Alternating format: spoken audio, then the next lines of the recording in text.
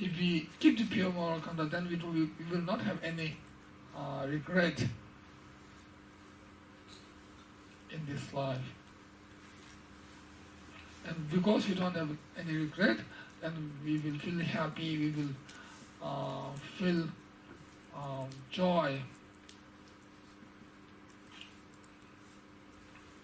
etc.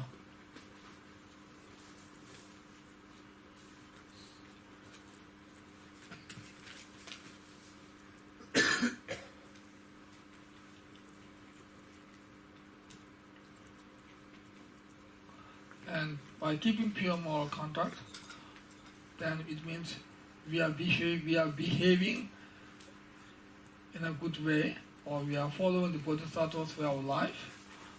So our fame can be spread to far and wide.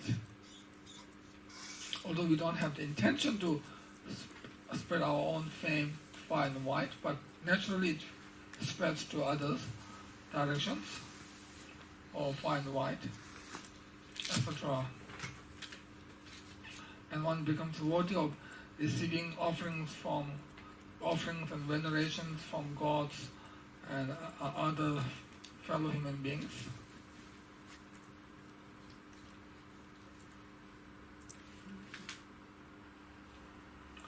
And in the next life,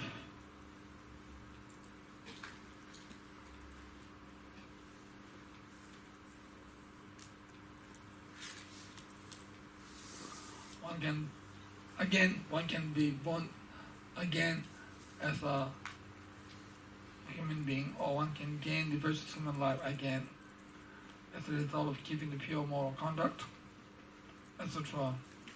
And the ultimate benefit is that one can attain Buddhahood, etc. So these are the rough explanation on the pure moral conduct, or the second perfection of the second perfection, which is known as the generosity, pure moral conduct. And now the third one is tolerance or patience. What do you call the third perfection? Patience. Different translations. Patience.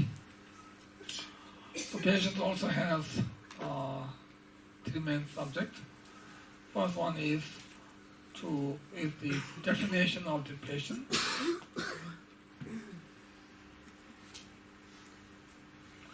So definition of the patience is that if someone harms you, at that time, if one's mind is not disturbed, if one's mind is still in a very peaceful state, then I think that is the definition of the patience. And perfection of patience means if this kind of patience is sealed by the preparation main part and the conclusion part of the Paramitayana part, which means like sealed by bodhicitta, wisdom, and proper dedication, then it becomes perfection of patience.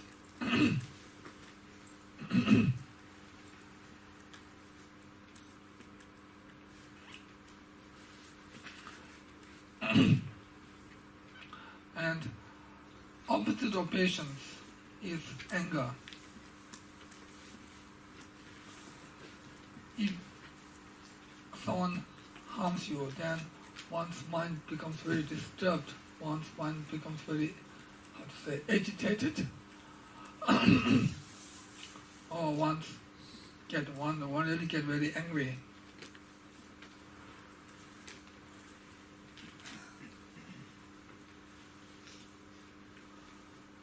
So anger is actually a very serious negative action. When we have anger, at that moment, we will not feel happy. We won't have any joy at that time. Not only we don't feel happy, but also we cause others to be unhappy.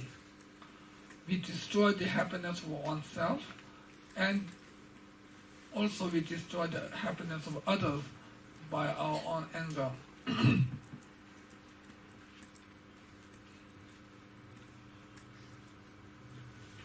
So, anger is not a solution to solve a problem. Anger will always cause problem. Anger will never solve problem. Anger will not prevail peace and harmony. Anger will always destroy the peace and harmony in the family or in the town, in the city or elsewhere. Anger always cause problems. Anger always cause sufferings. Anger always causes conflicts and disharmony. Not only it causes others unhappy, but it also causes oneself very unhappy. Not only one feels unhappy because of our own anger, but also sometimes we even can't sleep because of anger. Sometimes if we have a very, very strong anger or very gross anger, then even it can disturb our own sound sleep. And it makes yourself more ferocious, more fearful. Your face becomes more fearful when you get angry.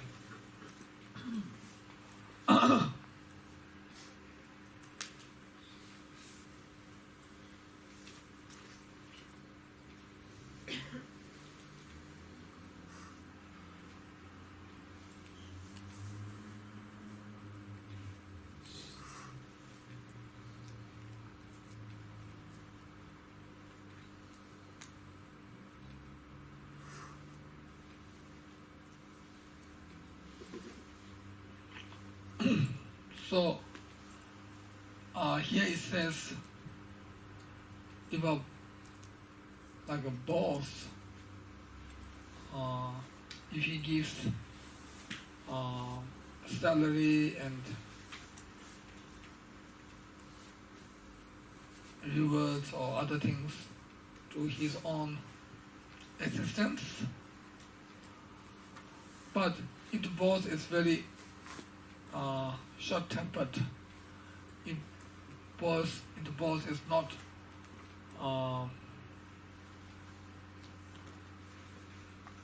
treating the assistants in a proper way, even though the boss is giving salaries and things like that, but if the boss is not treating the assistants in a respectful way, then even though this assistant is receiving salaries and other rewards from the boss, but still this assistant wants to kill the boss or wants to harm the boss because of ill treatment from the boss. So anger will cause problem. Sometimes anger can cause one's own death because you start the problem by showing anger to others. Then because of this, others can kill you, others can take your own dear life. So sometimes the person who gets angry start the conflict or start the fighting or start the quarrel. Then at the end, the person who started these things can lose his or her own life. So anger has many faults. But sometimes we get angry not because of ill treatment or not because others are harming you, but sometimes we get angry, I don't know how to say, out of desperate, I think. Frustration. Out of frustration, yeah. One can get anger, one can get angry out of frustration. For example, if the two teams are playing games, if one really supports the team, and if that team lost the game, then one gets angry. Although the team that lost has not done anything bad to you, or even they don't know who you are, but because they lost, one can get angry out of frustration. So, although the loser team caused the person to get angry, but loser team don't know that person. Loser team has no intention to harm this person or to upset this person. But the person can get angry out of frustration. So sometimes one can get angry without receiving any harmful actions from others to you directly. So when one gets angry, one doesn't feel happy, and one can break things, or one can show anger to the family members without any reason, etc. When one is not happy, then one can get angry again without any reason to others, without any proper reason to others or to the family members. So the real destroyer of peace and harmony is anger. Anger will always destroy the peace and harmony.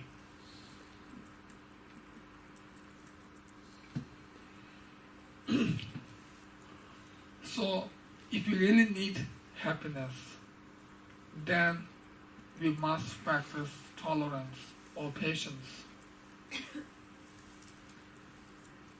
So in short,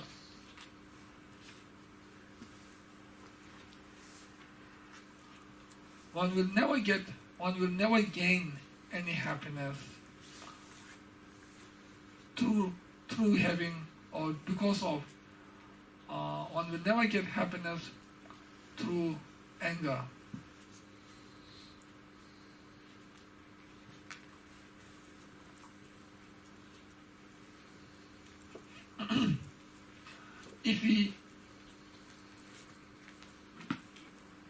If someone shows us anger, and in response, if we show them anger back to them, then the problem will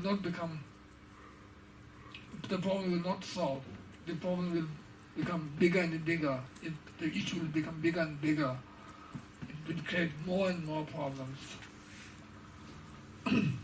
So if you really need to solve the problem, then one should not respond through anger.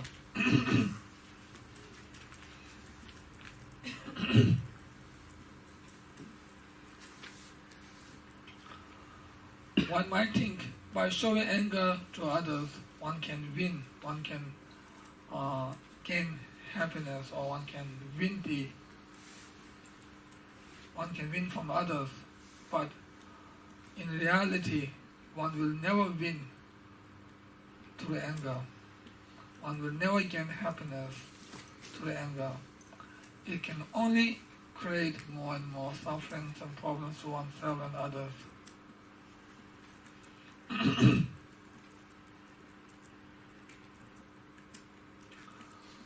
So ordinary human beings might think,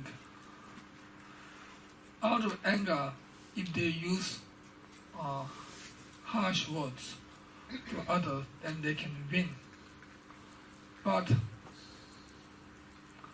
in reality, by using harsh words out of anger will not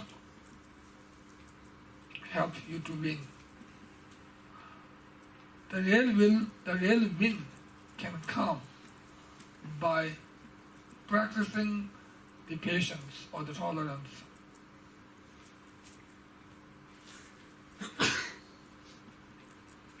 Sometimes we try to show anger in order to solve the problem, But anger cannot be the solution.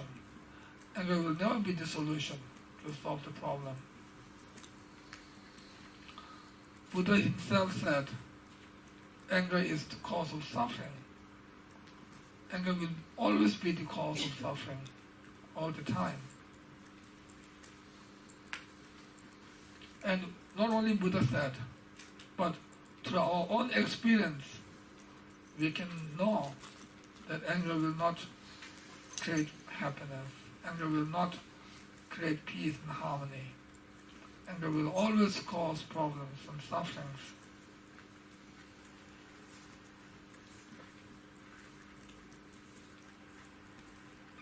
So, by having anger, one can lose our own life.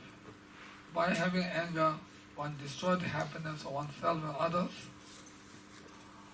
and one creates more and more sufferings, one commits more and more negative actions, more serious negative actions, and because of this, one will have severe consequences in the future or in the next life. And as it says, just by having a moment of anger can destroy the virtuous deeds that we have accumulated for thousands of eons. So anger is very powerful. Anger can destroy so many virtues or so many meritorious deeds.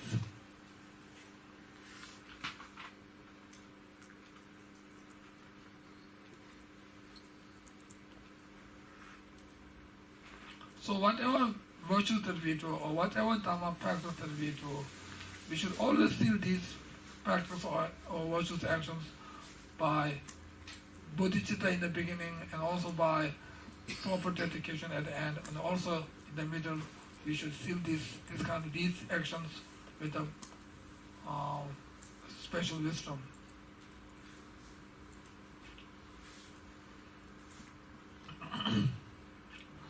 Now, to think of the antidotes of this anger, first we need to think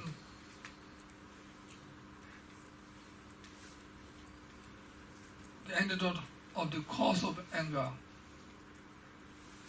and then the antidote of the actual anger, the result anger. So, if we really want to abandon the anger, first we need to abandon the cause of anger.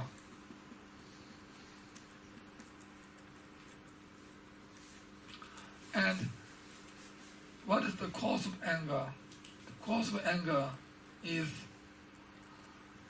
unhappiness. When we are unhappy, then we become angry.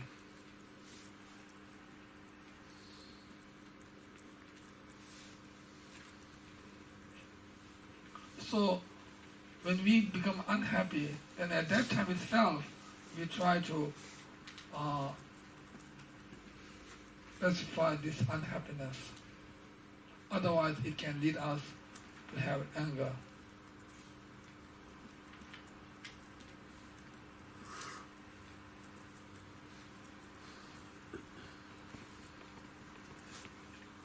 So, first we try to be happy all the time. We should not destroy our inner peace, or we should not destroy our inner happiness.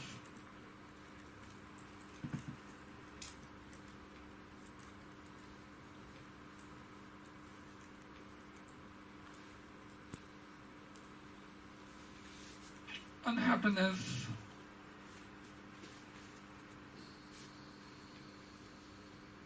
anyway, for example, when we feel unhappy, when we feel sad, at that time we should try to understand what is the issue, what is the problem. If this problem is something that can be solved, then there's no point. There's no point to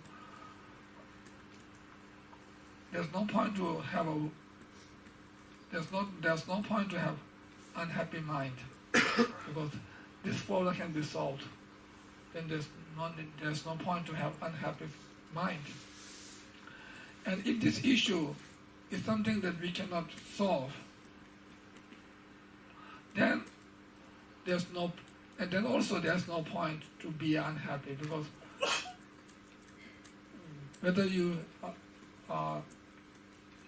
by having unhappy mind, still one cannot solve this problem. So if there's a way to solve, then just go for it. Just solve the problem without being unhappy. And if one cannot solve the problem, then there's no point to having. Then there's no point to have unhappy mind.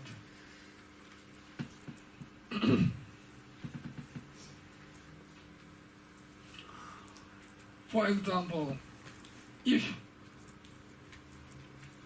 accidentally, if you break a precious object, then you feel unhappy. But by being unhappy, one cannot fix this broken object. One cannot make this broken object into a, normal object? Hold. Fix it, hold. One cannot fix it. One cannot get back to the normal. So, at that time, worry does not solve the problem. Worry does not fix this precious object. Whether one feels unhappy or not, one cannot fix this precious object. And then, if it is something that can be fixed, then there's no point to worry because we can fix. It can be fixed.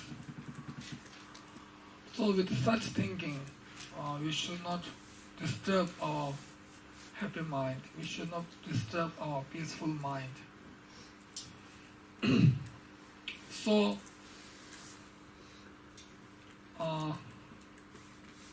if there's a problem, if there's a problem which is faced by two persons, one by practitioner and one by non-practitioner, and if both persons are facing the same challenges or same problems, and then the practitioners can handle this kind of problem in a positive way without having disturbed mind or without disturbing his or her own mind. But non-practitioners, when they face the problem, their mind can be disturbed. Their mind becomes very unhappy and they cannot handle it. That causes them great worries, etc. So, whether one is happy or not does not depend only on the external factors, external situation. It depends on how you handle. It depends how strong your mind is, how calm your mind is, how stable your mind is. If your mind is stable, if your mind is unshakable, if your mind is peaceful all the time, then no matter whatever challenge that you need to face, you can face it without disturbing your peaceful mind. So everything is mind.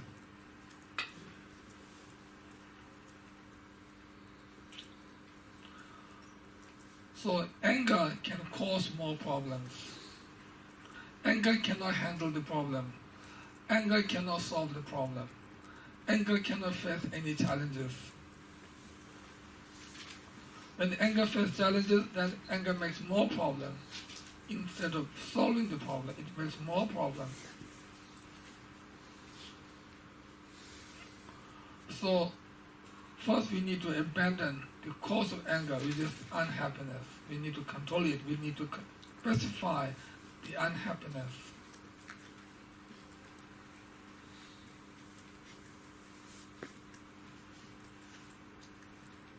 Actually, the real practitioners, their mind is very stable. So even they hear very exciting news, their mind will not be excited because their mind is stable. And even they hear very sad news, still their mind will not be disturbed by hearing sad news. So whether they hear sad news or very exciting news, whatever news that they hear, their mind will not be disturbed. In every situation, their mind can remain in peace and their mind will always remain calm and undisturbed.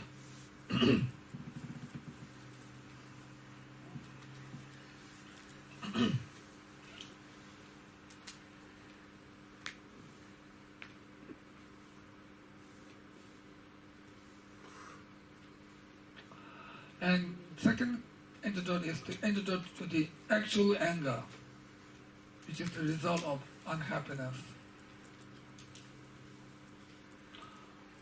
So the antidote to the anger is tolerance or the patience.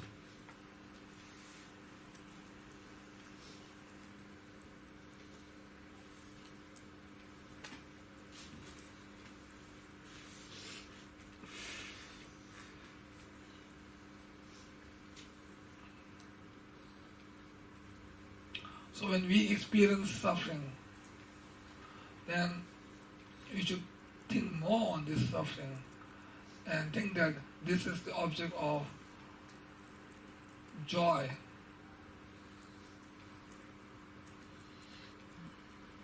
And one should not feel that one will become unhappy of this suffering. So one takes the suffering and then practice with patience. So, in short, by thinking of suffering, one can practice with patience.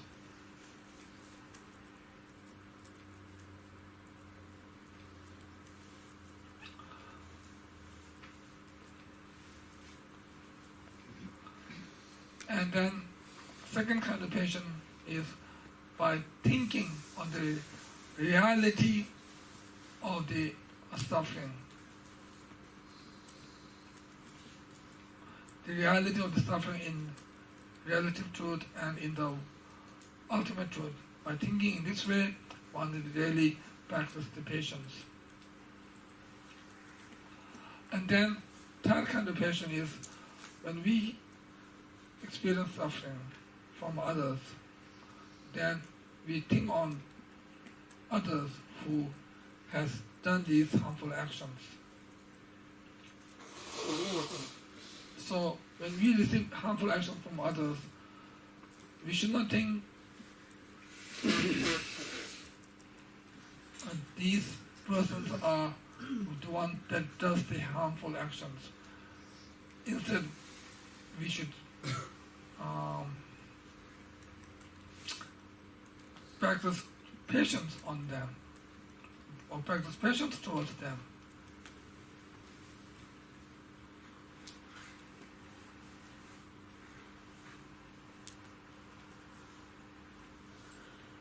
So practice of patience is very, very important.